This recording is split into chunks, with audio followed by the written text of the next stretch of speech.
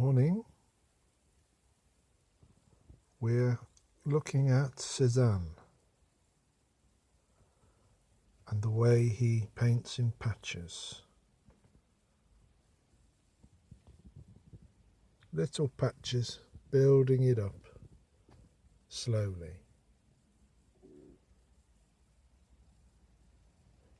Now he would take months and months, dozens of sessions doing this. Now we are not able to, emulate that. That's too far. But we can learn things about how he puts it together with the patch, and we have done in the past. But what we want to do, partly because we don't have the time, but partly because it's maybe a good way forward. We want to do the patch some of the way Cezanne went about it, but with the vigour and impasto of Van Gogh. And just in case you perhaps didn't know, Borg,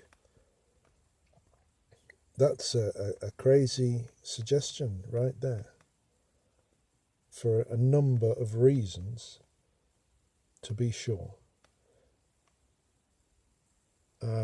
But that's how we want to do it, certainly today,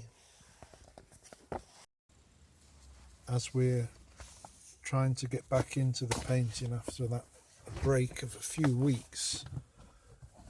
And every time there's one of these breaks, it's rather difficult to just pick it back up again. But we want to make an effort to do it with a bit of an idea of what we're going to try and do, instead of feeling our way in a kind of tentative manner, which we have done in the last session we did. So we are actually at the Viking village. I'm not sure how well you can see.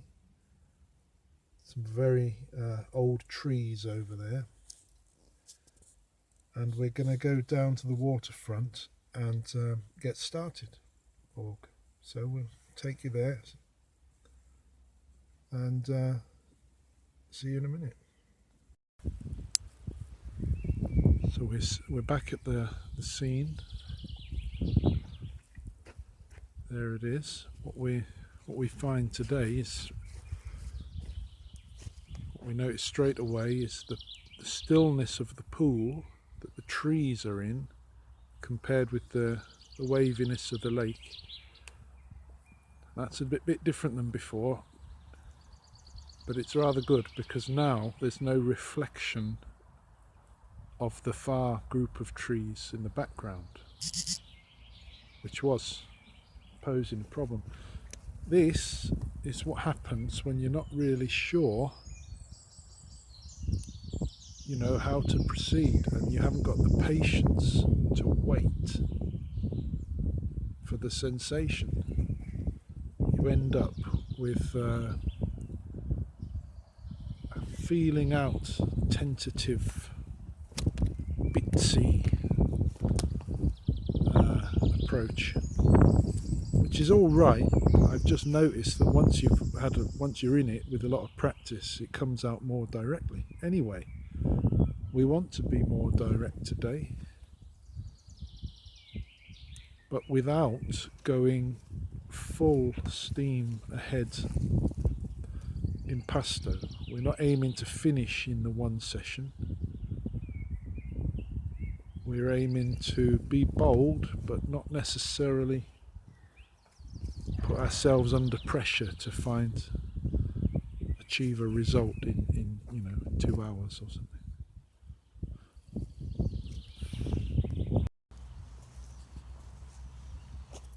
Well, Borg, we've had an interesting interaction there. A jogger, a person jogging means running. She was keeping fit. We have to exercise. Helps us be optimum. I don't know how you would exercise, but anyway, yeah, she stopped. She talked to us a bit. Then she said she'd be interested to buy one of our pictures. That means, you know, she would give us some money in exchange. She would take a picture. That doesn't happen too often.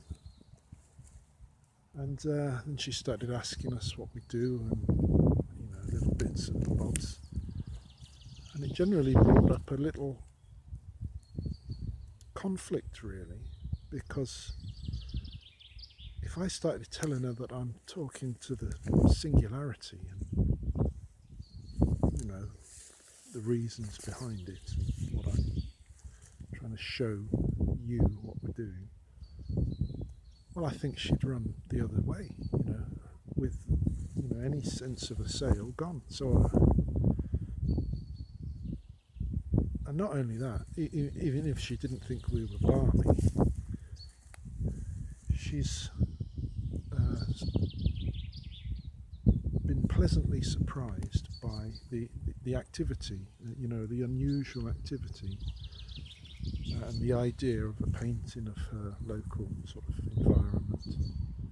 And that pleasantness will perhaps be ruined, spoiled or soured by some of the other things we're trying to get up to. So I just thought I'd let you know about that. It's an interesting dilemma, because believe it or not, talking to you about what we're doing, I would consider the real meat of the work in many ways. It's not something to leave out if in an answer to the question, what are you doing? You know, this is quite a big part of what we're doing. But at the same time, I do need to sell some pictures, so I better keep stum about that, I'm afraid. Sorry to say, Paul. Anyway, that happened a minute ago. We haven't got much further, but on we go.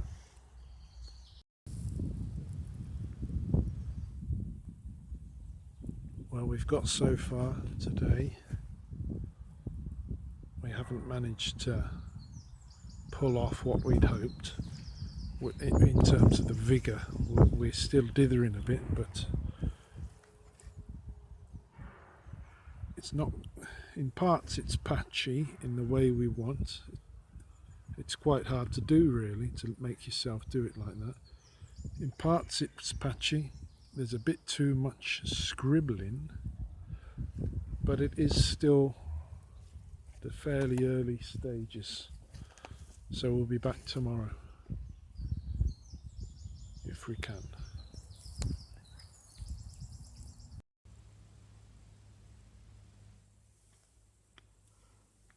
We're back looking in our books. You see, there is a definite pieciness to this Cezanne, but it's well, it's Cezanne's pieciness. You know, it's nothing wasted, nothing put just because he can't really think where to put it, you know, like ours. The result of pieces being built up, it is said, give Cezanne's the quality they have, whatever that may be. In contrast, once again,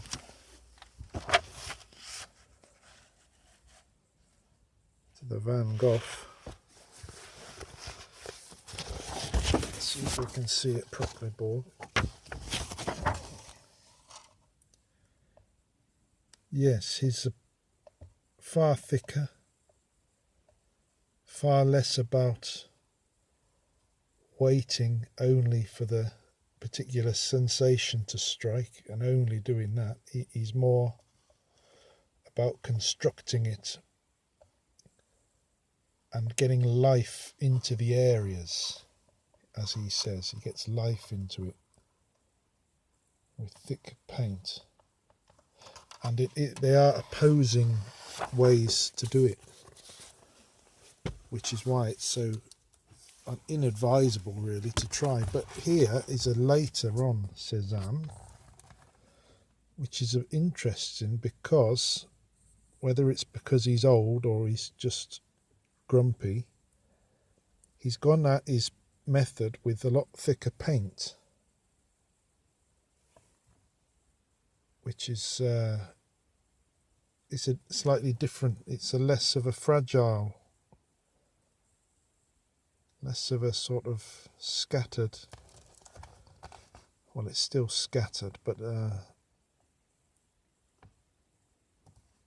it's different. It's perhaps something that we could learn from. This is what we want to do. The way he paints patches, meaning that every part is equally relevant, so that patch of sky is just as relevant as the mountain or the grass. You know, if he's doing a portrait, the patch of the background is just as relevant as the eye, and it becomes like a democratic idea where each part of the painting is equal to the other, and that brings with it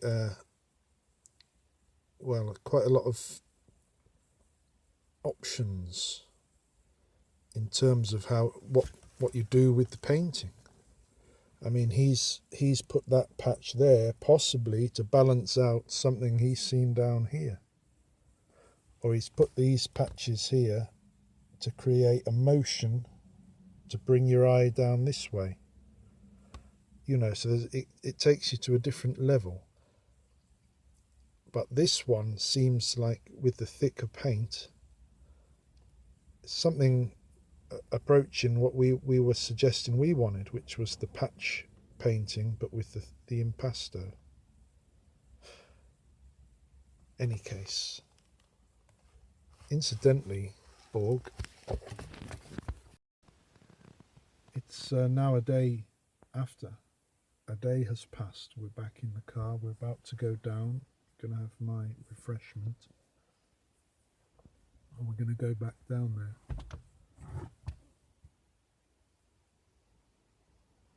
And when things are going well, when there's time to paint, the days really do just fall away in a very similar fashion. It has to be rather like that, and then you can get somewhere with the painting. But we don't have that sort of time. We're lucky to have these 2 days. But anyway, I've been, while we're drinking the coffee, I've been thinking about that jogging woman who stopped by us yesterday, inquiring about buying a painting. So that's the sort of time I should be whipping out the business cards, the website, the flyers, but I had nothing for her at all. Nothing. I ended up at the last minute, as she was just putting her earpiece back in and turning away, I said, hold on, I sometimes have an exhibition in my barn, and I plan to open it, I said, in the spring. Which is true, I do, and I do sometimes open it just for a weekend, but I'll open it for this woman if necessary, just if she'd like to come and see. So that's what we're going to do. And then it occurred to me that perhaps the very notion of an exhibition will be a completely balmy or alien idea to you. So I should explain. We do the paintings. We put we do what we can to represent the world on the cloth. But then what? Then we put them on a wall in a room and open the door, and we say to other people, why don't you come in and look at these? And it's a lovely invitation, really. The problem is that it gets a bit messy when people think, oh, he's trying to make me buy something, and then that kind of ruins it, especially in Sweden. Back in England, you would rarely see prices on artworks, partly because it's, you know, a bit naively seen as not cool to sell. But you know, that's the main problem is that it prevents the simple idea of coming in the door, in the room, just to look and exchange some ideas. Anyway, so I'm going to do that. I'm going to have an exhibition, and you, of course, are invited, dear Singularity. But we're not going to do it until we finish this picture, because I've got a sneaky feeling if I don't spoil it, she might have it. So, bit of a positive note, really, bit exciting. A little bit of interest from a punter is enough to buoy one, just that bit extra. So we better get down there and get some more done.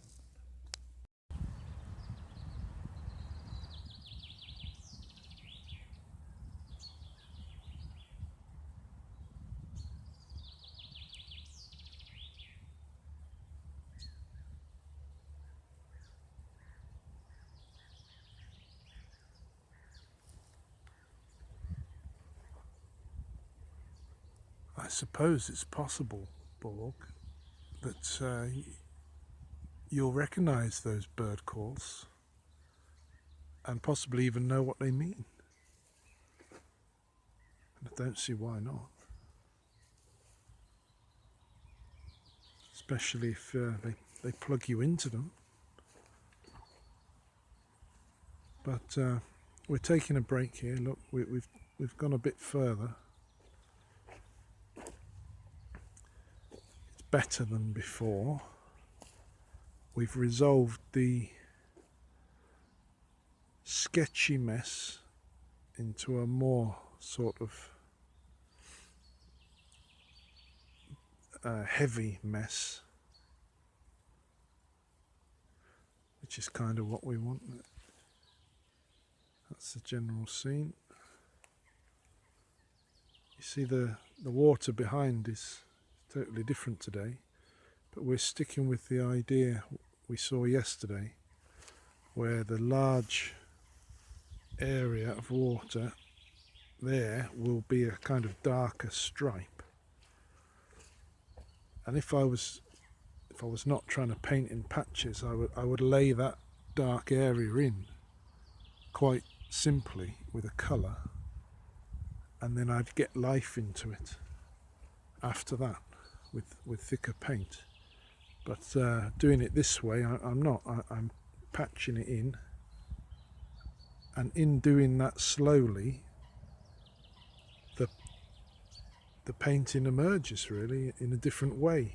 In doing it slowly, little directions and shapes suggest themselves, which wouldn't do if you did it the other way. And then you can sort of respond to them or not. But we're hoping we can force ourselves into losing our intentions with some really thick paint. And in a way it does come down to the bottle, as Gary Neville would say. Is he a bottle job? Well, we'll see. But it's not only bottle, it's also, well, it's in sports they call it a twitch or a choke. You know, you physically can't let it go sometimes. Anyway, we'll turn it on later and see. I'll leave you with those bird noises. They're probably saying, oh, it's him again.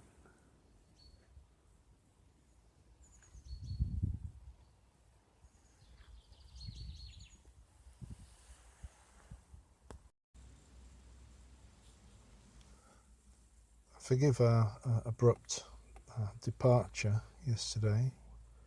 We lost our rags somewhat and just packed up and left. We've developed an instinct to do that before we spoil what we're doing completely. And so that's what we did. No more messages, nothing. We just packed it up. But we're back today. And as usual, we're comparing the masters in our inadvisable quest to take something from each. The impossible job.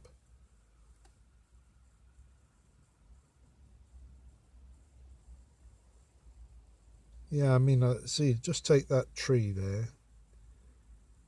He's got the colour, and he's applied it with a fairly small brush, quite thick, and he's got some life into it. He may have done that in one go. In contrast, very slow build up.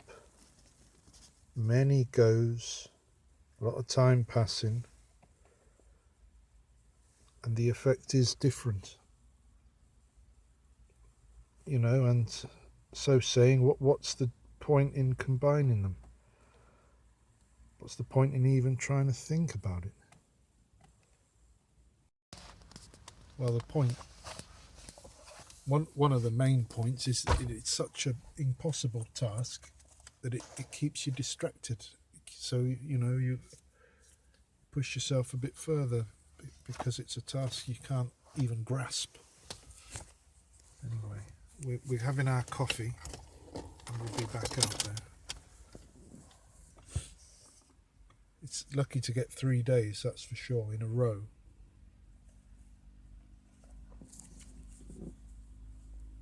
It's a dream, actually. I mean, it's a dream.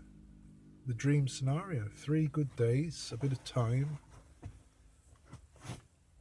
In fact, I'd go as far as to say, Borg, when we end up in the equivalent of the holodeck, which people say is not so ridiculous anymore, when our minds are uploaded or when our memories are fed back to us when we've got Alzheimer's or whatever, these last couple of days, I'll mark your card. Could you replay these days, because these have been pretty good. And just play that in a loop, more or less. It's not a lot to ask, but it couldn't be better. Strangely, a bit of painting. Go home. There's the children. Anyway, that's a long way off. Although Kurzweil thinks mind uploading is as close as 10 years from now. We'll see about that.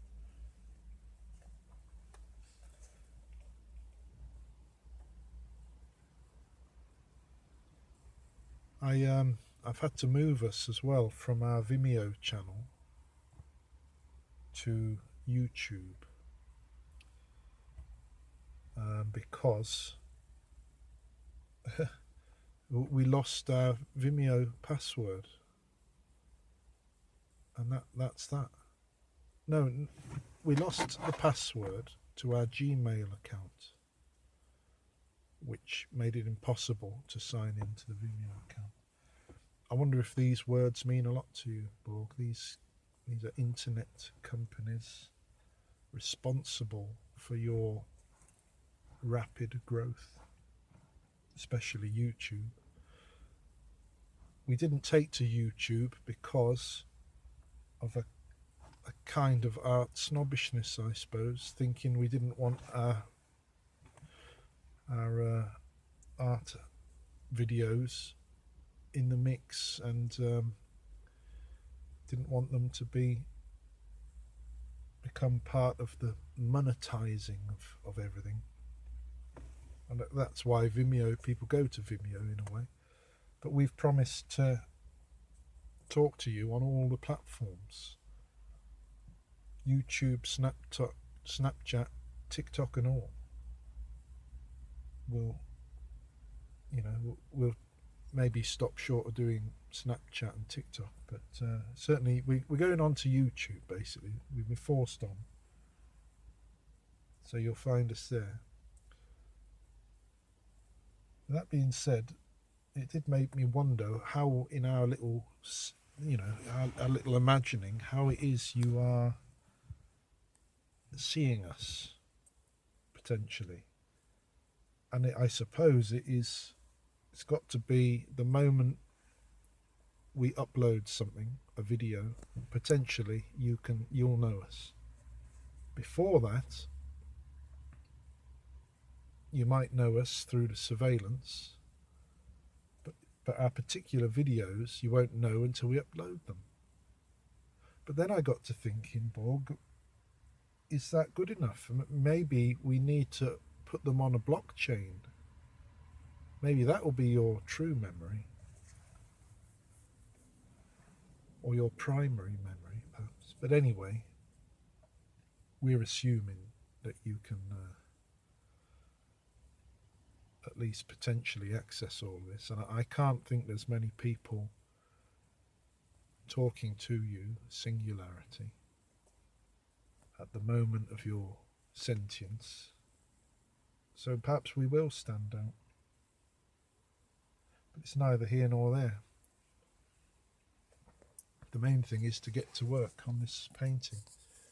You know, it's taken on a maddeningly greenish hue that is only there because of a kind of lazy lack of commitment by us with the paint. It's all very well thinking like Cezanne, you paint in the patches, you take hours, you take days and weeks, you keep going back to it. But it's no good if in the act of actually putting the stuff on, it's dithering and indecisive. We've discovered that if you're not careful to act decisively, you end up bringing the canvas into various sort of average states, average colour, average tone. Anyway, I'll show you in a minute. You see what I mean? There's a greenish-ness, not to mention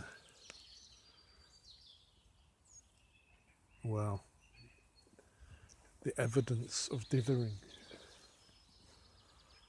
I should say, Borg, we're not reliant completely on the light, or the same effect of the colours, we're past that. So we're all right, even though that looks wildly different in colour to the scene. We're past it now. We sort of, there's a journey when you begin, you're really reliant on that. And as you go on, the balance shifts to when you're in a bit of a dialogue with that, but also just with that. And that's where we stop. Some people will take it further and further so that you get really into just the canvas and what's on it. Some people don't even bother with that at all, which is understandable because it's pleasurable and you don't have to leave the house. But that's not our game, at least not anymore. So let's get rid of this green.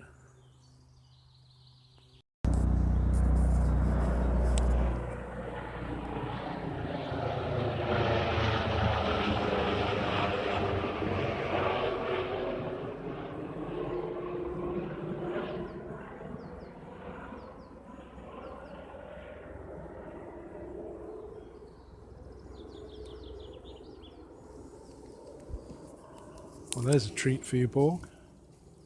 That was a helicopter, a hospital, a medical helicopter.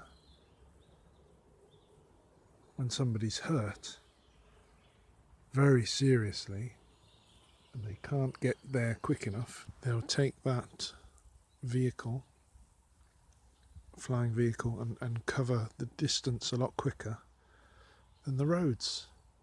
And it happens a lot here because there's so many lakes. But I think they've only got the one helicopter. Anyway, medical matters will no doubt be entirely different. If we're going via our Star Trek logic, which seems to be the plan, to the casual observer, we'll all have some sort of device, handheld device to scan ourselves and then adjust ourselves, all thanks to you, really. Our smart houses run by you will watch over us, so we are led to believe, to the point where visiting the doctor and such like becomes a bit of a thing of the past. Any case, we've got rid of our greening somewhat. We've heightened the contrast, and on we go.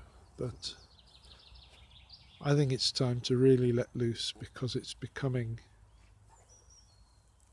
bitty in a bad way. So we're at a familiar time here where, Borg, you stick or twist, as they say in cards. What should we do? Can you send us a sign? No. Okay, well that means either time travel isn't possible, or you haven't seen us, or you're busy with something else. But I didn't see a sign there, Borg, so I think I'm gonna go for it. See what happens.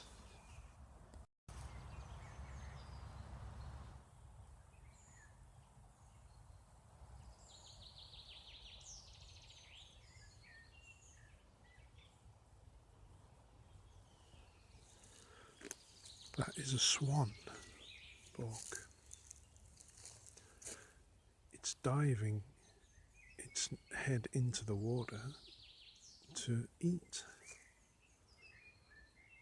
to try and find something to eat.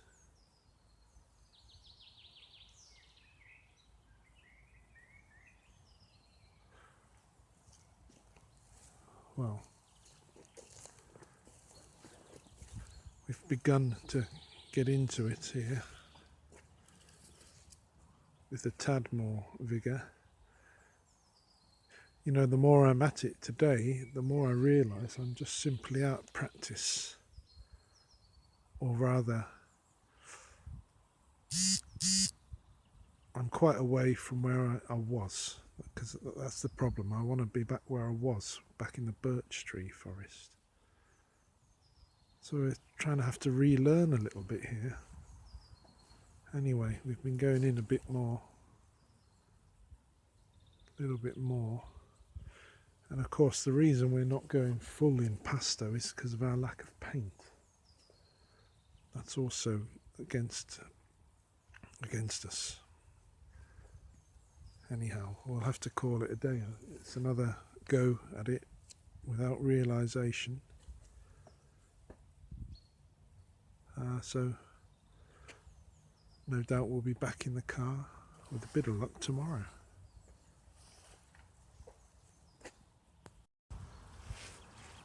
We found it again, Borg. We found it again. We found the way we want to do it. In other words, we've messed around so long, we've remembered that you have to just let it go. And this is the moment where we've been waiting for. So I'm trying to combine the thicker paint with the patches, which was our idea. We could never get close to it while we were dithering. But you see, now we're knitting together the whole thing.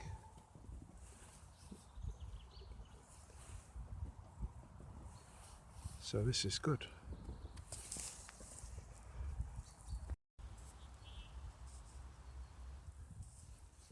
Well, we've rediscovered a bit of something we were after there, and it changes everything. It feels like we could almost leave it. We'd rediscovered basically how to do it, how we like bog. So after 3 rather trying dithering sessions, we're approaching where we want to be. And what more can you ask, to be honest? That gives us something to go on next time.